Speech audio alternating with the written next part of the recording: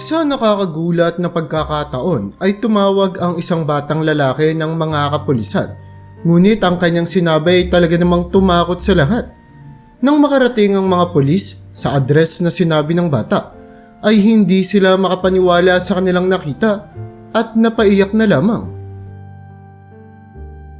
Isa lamang iyong tipikal na gabi sa isang police station. Habang ang lalaking si Ronald na isa sa mga pulis na naka-duty sa gabing iyon ay isa lamang ang nasa isip. Yun ay ang makauwi sa kanilang bahay matapos ang napakahabang araw niya ng pagtatrabaho. Pagod na ang lalaki. Mula sa kanyang utak hanggang sa pisikal na pangangatawan. Sino nga ba naman ang hindi mapapagod sa napakaraming nakaka-stress na insidente na kailangan niyang resolbahin? Ay, sa wakas, 30 minuto na lang matatapos na rin yung shift ko. Wika ng lalaki habang nakatitig sa orasan na nakasabit sa kanilang pader sa loob ng police station. Habang ang kanyang bagong partner naman na si Mark ay tumango sa kanya na nagpapakita ng pagsang-ayon niya sa lalaki. Dahil kung ano ang nararamdaman ng officer na si Ronald ay yun din ang nararamdaman ni Mark. Gusto niya na ring matapos ang trabaho dahil talaga namang deserving silang makapagpahinga matapos ang napaka-busy na araw na iyon. Pero talaga namang hindi biro ang kanilang trabaho at napakaraming mga insidenteng pwedeng mangyari kahit nasa kalagitnaan ng pagtatapos ng iyong duty. 15 minuto na lamang kasi bago tuluyang matapos ang kanilang shift ay biglang tumunog ang kanilang telepono. Merong bagong insidente na nai-report sa kanila. Napabuntong hininga na lamang si Ronald. Ramdam na ramdam niya ang pagod at bigat ng kanyang balikat. Ano na naman ba to? Bulong na wika ni Mark habang lumalapit sa telepono at kinukuha ito. Ngunit pagkasagot niya ng tawag ay hindi nila inaasahan ang boses na kanilang maririnig. Ang boses kasing ito ay nagmumula sa isang batang lalaki na merong nanginginig at malinaw na natatakot na boses. Pakiusap, pumunta po kayo dito bago siya bumalik. Pagmamakaawa ng bata sa may telepono. Nagkatinginan si Ronald at Mark sa isa't isa. Pareho silang nasorpresa. Napakabihira lamang kasi ng pagkakataon na makatanggap sila ng mga tawag mula sa bata. At ang pagmamadali ng batang lalaki na ito ay talaga namang nakakaalarma. Papunta na kami dyan, bata. Pwede mo bang sabihin kung nasaan ka? Pagtatanong ni Ronald habang nagsisimula ng gumayak. Agad namang ibinigay ng bata ang kanyang address. Habang mababakas pa rin sa kanyang boses ang tila ba paghihirap na kanyang nararanasan. Malapit na pong dumating dito yung tatay ko. Natatakot po ako. Saad pa ng bata bago tuluyang ibaba ang tawag. Nagkatinginan muli ang dalawang police officer. Ngayon ay naiintindihan na nila kung gaano kalupit at kalala ang sitwasyon na ito. Sa kabila ng pagod na kanilang nararamdaman, alam naman nila sa kanilang sarili na hindi nila kayang baliwalain na lamang ang desperadong paghingi ng tulong ng batang ito. Agad nilang kinuha ang mga susi ng kanilang sasakyan at tumakbo papunta dito.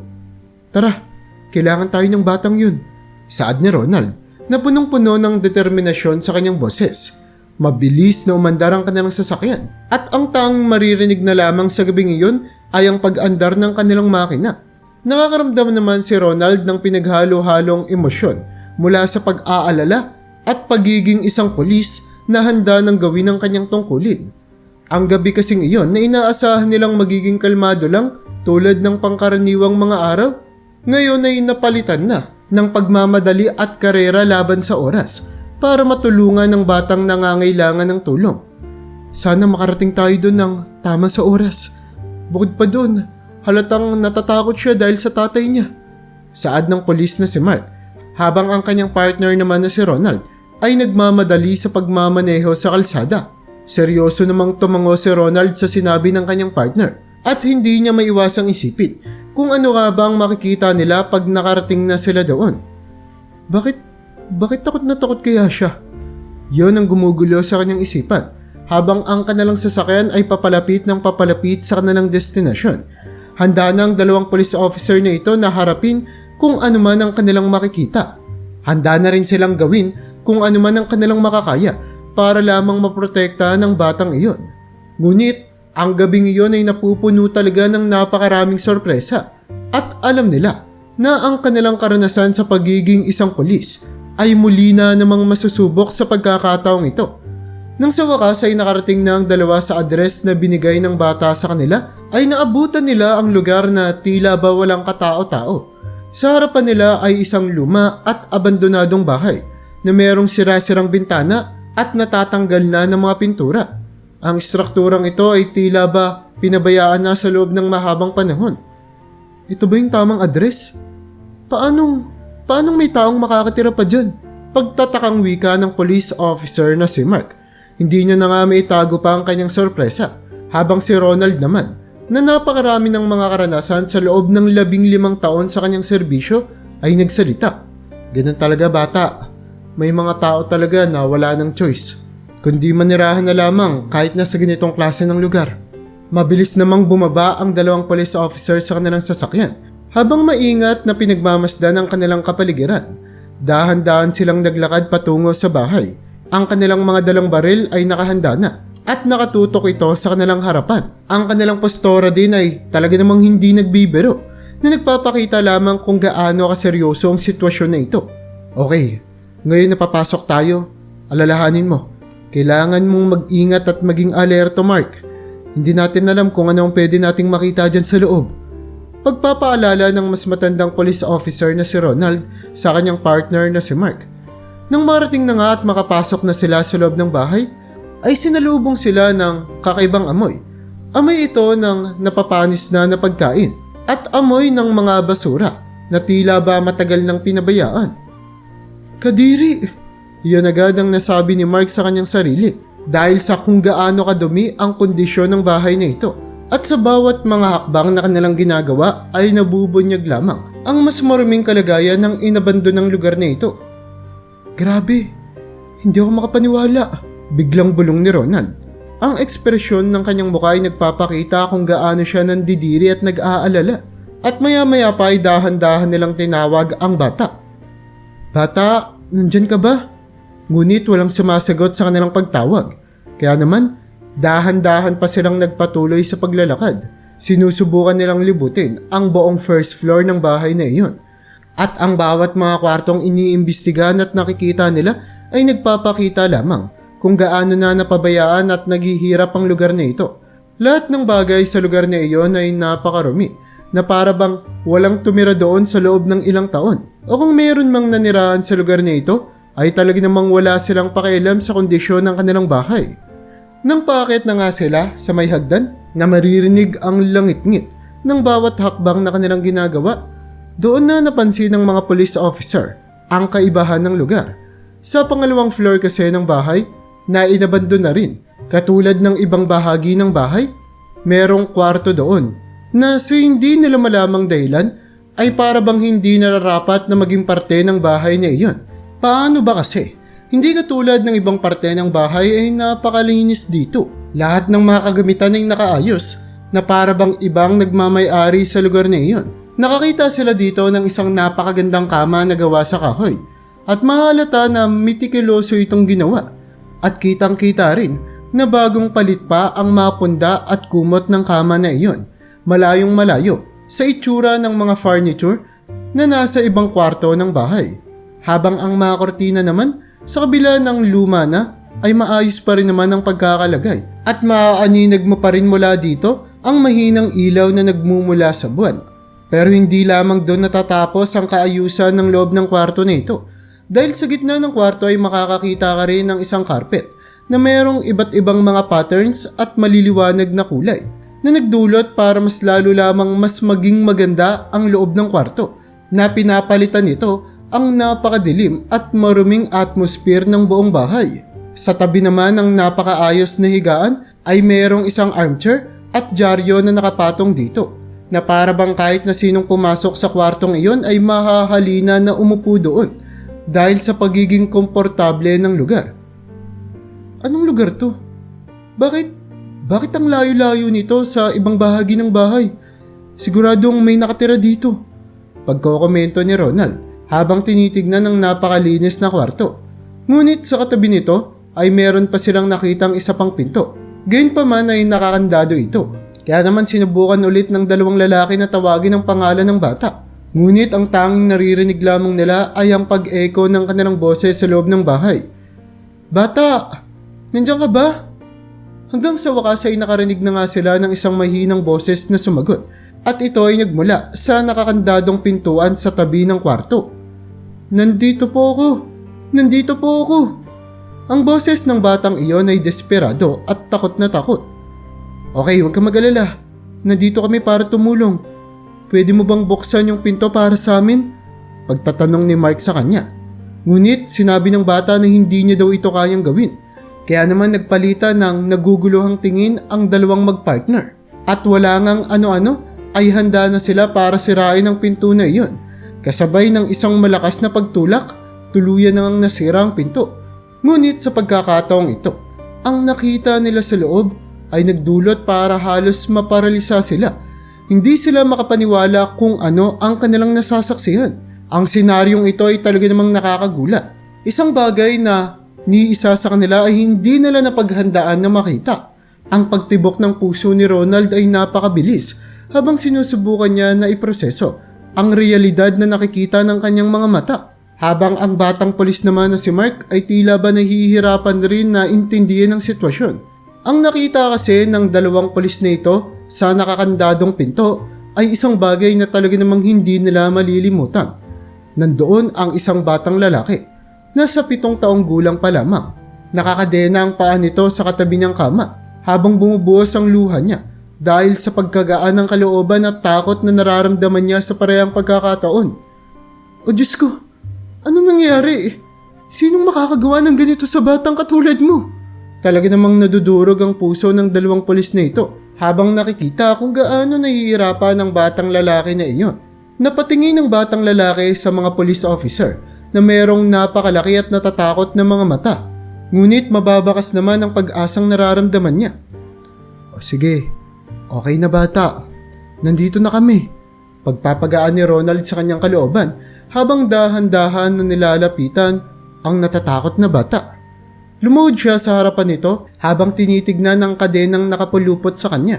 Samantala, ang pulis naman na si Mark ay naghahanap ng paraan kung paano nila mapuputol ang kadena na ito. Ang pulis na si Ronald ay meron ding anak na nasa 10 taong gulang pa lamang.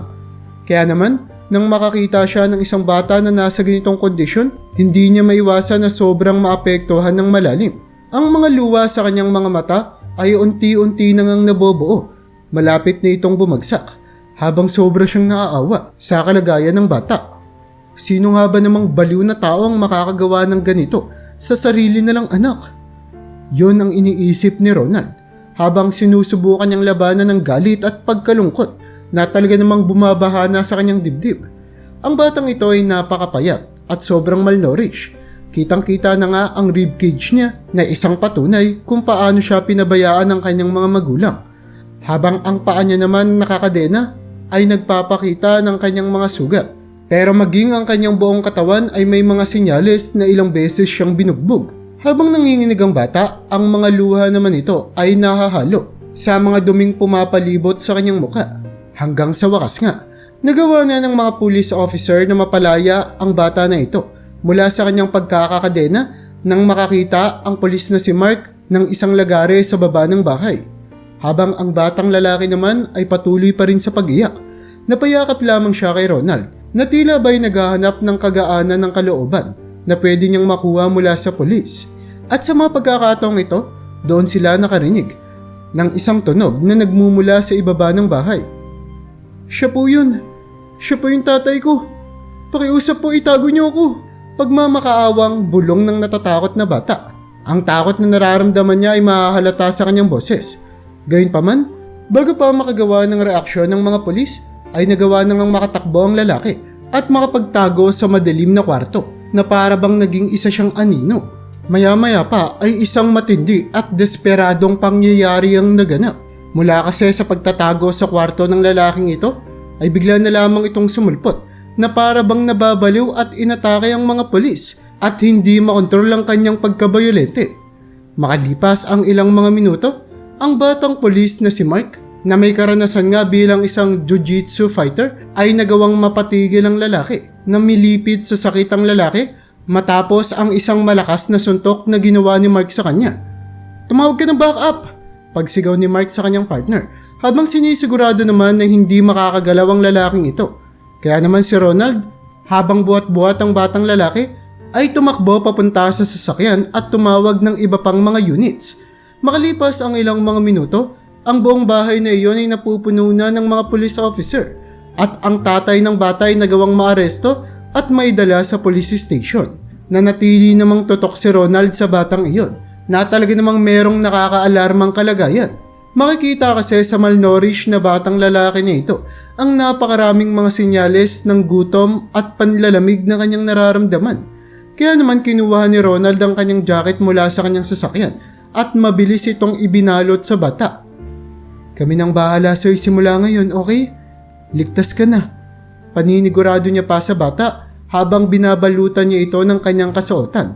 At sa mga pagkakataon na ito, tuluyan ng tumulo ang mga luha sa mata ni Ronald.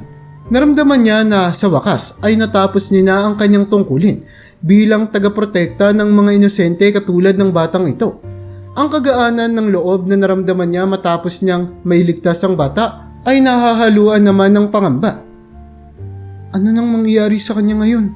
Ito ang nabuong katanungan ni Ronald sa kanyang isipan dahil alam niya naman talaga na ang magiging daan ng bata na iyon papunta sa tiyak na kaligtasan ay magiging mahirap. Lalo na kung iisipin kung gaano karaming inindang pagsubok at paghihirap ang bata mula sa mga taong dapat ay nagpoprotekta sa kanya.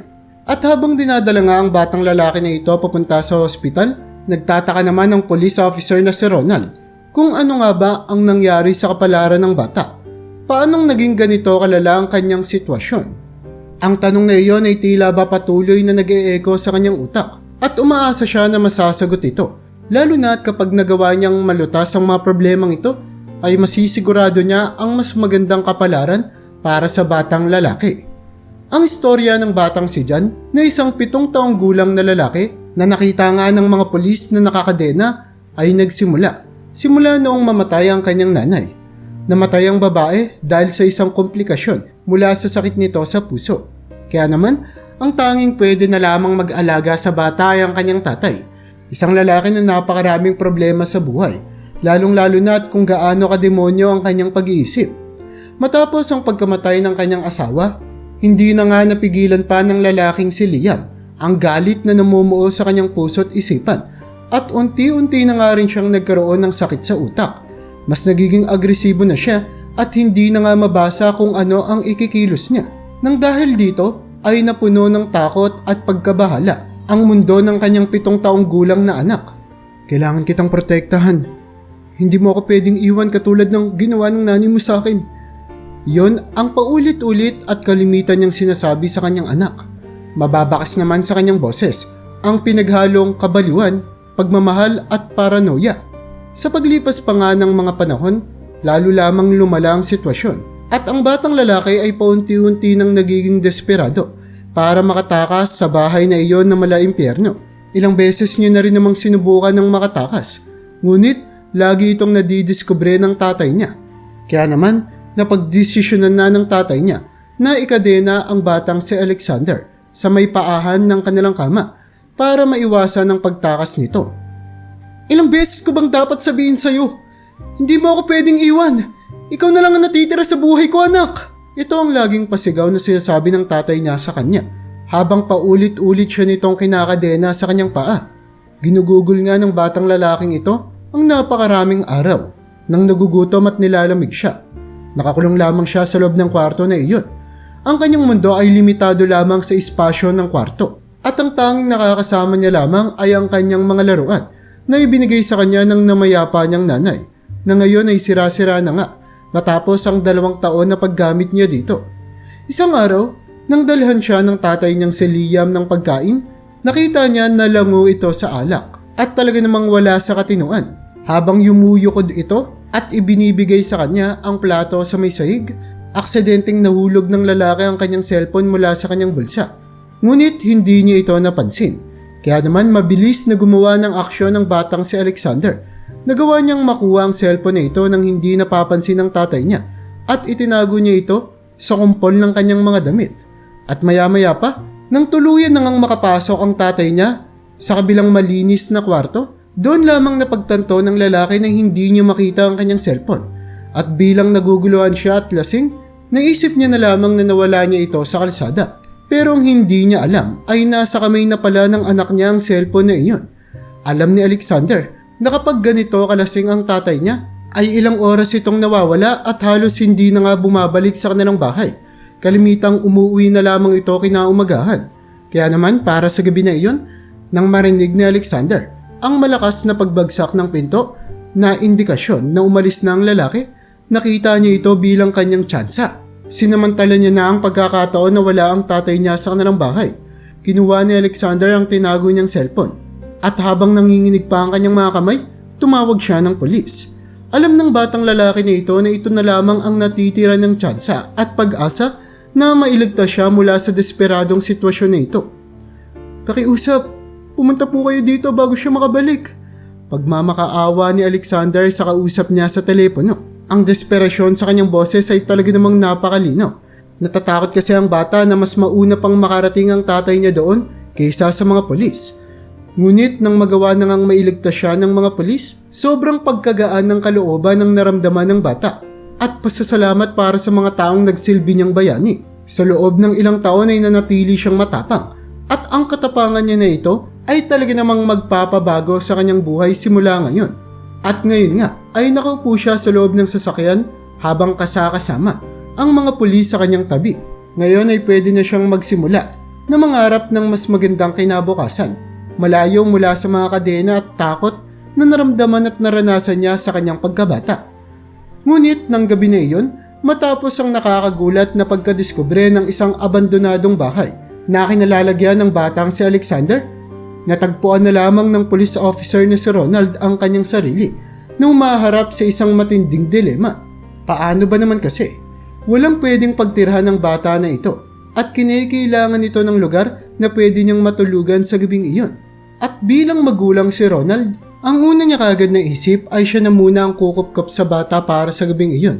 Lalo na at kinabukasan pa naman pwedeng magdesisyon ng mga otoridad tungkol sa magiging kalagayan ng bata. "Ganito na lang muna. Pwede kang sumama sa akin at matulog ka muna kasama yung pamilya ko ngayon. Okay ba yun sa'yo? Ano sa tingin mo?"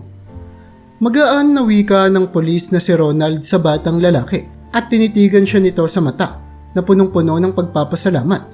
Pinakilala ng pulis na ito ang batang si Alexander sa kanyang pamilya, habang ang kanyang 10 taong gulang na anak naman na si Lucas ay mabilis na nasiyahan dahil sa presensya ng batang ito.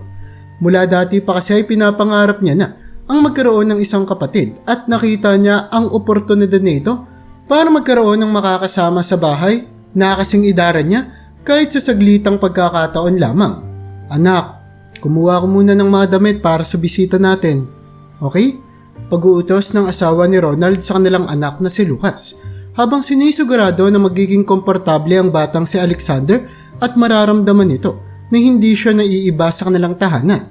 Mabilis namang tumakbo si Lucas papunta sa kanyang kwarto habang naghahanap ng pinakamaayos na damit na pwede niyang makita. Katulad kasi ng kanyang mga magulang, gusto ng batang si Lucas na ma-welcome ng maayos ang magiging panibago niyang kaibigan. Samantala, habang naghihintay, inasikaso naman ng asawa ni Ronald ang bata na kung saan ay pinaliguan niya ito ng maligamgam na tubig at pinaghandaan pa ng makakain. Sa gabi na iyon, mabilis na naging magkaibigan ang dalawang bata. Tinuruan ni Lucas kung paano maglaro ng paborito niyang video games ang batang si Alexander at nagbahagian nga din sila ng mga istorya at mga laruan. Ang kasiyahan sa mukha ni Lucas ay talaga namang mababakas, habang ang batang si Alexander naman na na-rescue ng mga polis noong gabing iyon, sa kabila ng mga malulupit niyang pinagdaanan, paunti-unti na rin siya nagpapakita ng mga senyales ng nahihiya at bahagyang mga ngiti. Masaya namang pinapanood ni Ronald ang dalawang bata na ito na naglalaro. Nakaramdam siya ng pinaghalong kasiyahan at pag-aalala. Sa loob-loob kasi niya, alam niya na ang sitwasyon na iyon ay hindi permanente at panandalian na lamang. Pero may parte sa sarili niya na iniisip na sana ay maging permanenteng bahay na nga ni Alexander ang kanilang tahanan. Makalipas ang ilang mga araw, kinontak na ni Ronald ang mga otoridad at sinabi ang kanyang kagustuhan na maalagaan ng batang si Alexander habang hindi pa nare-resolba ang kaso nito tungkol sa kanyang tatay. Kaya naman, agad na nagpadala ang mga otoridad ng mga social workers sa bahay ng polis na si Ronald upang makita ang sitwasyon ng bata at maging sila ay napahanga sa kung paano nang nakapag-adapt ang bata na ito sa kanilang tahanan. Ngayon, masaya na siya at pakiramdam niya ay ligtas siya na naroroon siya sa bahay nila Ronald. Parang perpektong-perpekto na dito siya nakatira ha. Wika ng isa sa mga assistant habang pinapanood na makipaglaro si Alexander sa anak ni Ronald na si Lucas. Kaya naman, mabilis na nagdaan ng panahon. Ilang buwan ang makalipas habang naghihintay sila sa magiging sentensya ng tatay ni Alexander, ang police officer na si Ronald at ang kanyang pamilya ay lalo lamang nagiging malapit sa batang si Alexander. Habang si Alexander naman na noong una ay natatakot pa, ngayon ay tumatakbo-takbo na sa bahay nila Ronald habang nakikipaglaro at tawanan kay Lucas na para bang parte na talaga siya ng pamilya na ito. Hanggang sa dumating na nga ang araw na ibibigay na ang verdict para sa tatay ni Alexander. At ang verdict ay mawawala ng custody si Liam sa kanyang anak dahil sa pang-aabuso at pagpapabaya na ginawa niya dito. Habang si Ronald naman at ang kanyang asawa ay buo na ang kanilang isipan. Buong pamilya silang nagtipon-tipon sa may sala habang nakatitig sa batang si Alexander na punong-puno ng pagmamahal at pagkalinga sa kanya. Nagsalita ang lalaki. "Alexander, gusto ko naming ampunin. Ano sa tingin mo?" Pagtatanong niya dito. Ang kanyang boses ay napupuno ng pag-asa. Tumingin naman si Alexander sa kanya. Ang mga mata ng bata ay nagniningning at napupuno ng iba't ibang mga emosyon hanggang sa nagsimula na nga tong umiyak. Kinakabahan na naghihintay si Ronald at ang kanyang asawa ng sagot ng bata. Namumugto na nga ang mga luha nila sa kanilang mata at handa na silang maibigay sa batang ito ang isang kinabukasan na punong-puno ng pag-asa at seguridad na dapat lamang nitong makuha. At syempre, agad na tinanggap ng bata ang sinabi ng kanyang mga bagong magulang. Ngayon ay may buo na siyang pamilya at nagkaroon pa siya ng mas matandang kapatid na si Lucas na talaga namang mamahalin niya ng buong buo. Ang pag-aampon sa kanya ay naging marka ng panibagong simula sa buhay ng batang si Alexander. Kaya naman ang batang ito na napuno ng pagsubok ang buhay at puro hinanakit sa nakalipas na mga taon ng kanyang pagkabata, sa wakas ay nakakuha na rin ng pagkakataon na makahanap ng isang mapagmahal na pamilya at isang ligtas na tahanan. At ngayon nga na nahatulan at nasentensya na ang tatay ni Alexander na si Liam, hinding-hindi niya na rin makikita pa ang lalaking nagdulot sa kanya ng matinding pagdurusa. Dahil kabaliktaran na ang nangyayari sa kanyang buhay. Buong pagmamahal kasi siyang tinanggap ng pamilya ni Ronald, na ngayon ay handang-handa na ibigay sa batang si Alexander ang pagmamahal at suporta na kinikailangan nito. Kaya naman, sa mga sumunod pang mga buwan, ay unti-unti na rin nakapag-adjust ang bata sa kanyang panibagong buhay. Siya at si Lucas ngayon ay talaga namang malapit ng magkapatid at nakabuo sila ng isang matibay at hindi masisirang koneksyon sa isa't isa. Magkasama silang naglalaro, natututo sa mga bagay-bagay at magkasama rin silang lumalaki. Para sa anak ng polis na si Lucas, si Alexander ang kapatid na matagal niyang hinihiling sa Diyos. At para naman kay Alexander, si Lucas ay ang kanyang kaibigan at makakasama sa buhay na ni minsan ay hindi niya naranasan. "Ikaw ang pinakamagaling at pinakamabuting kuya sa buong mundo, Kuya Lucas." Ito ang palaging sinasabi ng batang si Alexander habang bumubungis-ngis sa kagalakan. Masaya naman silang pinapanood ng kanilang mga magulang na ngayon ay tila ba kompleto na ang kagalakang nararamdaman nila sa kanilang mga puso at buhay. Alam nilang nakagawa sila ng isang tamang desisyon at nang makita nila ang pagbabago para sa batang si Alexander na noon ay dumating sa kanilang bahay na sobrang punong-puno ng trauma. Para sa kanila, ito ang pinakamagandang gantimpala na pwede nilang matanggap. Tama yung naging desisyon natin, no? Saad ni Ronald sa kanyang asawa habang pinapanood ang kanilang mga anak na naglalaro sa may hardin. Tumango naman sa kanya ang babae habang namumugto na naman ang kanyang mga luha sa mga mata.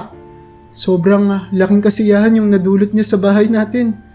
Para bang matagal na siyang parte ng pamilya natin. Dagdag pa ng babae. Sa paglipas ng mga panahon, tuluyan ng nalabanan ni Alexander ang trauma ng kanyang nakaraan.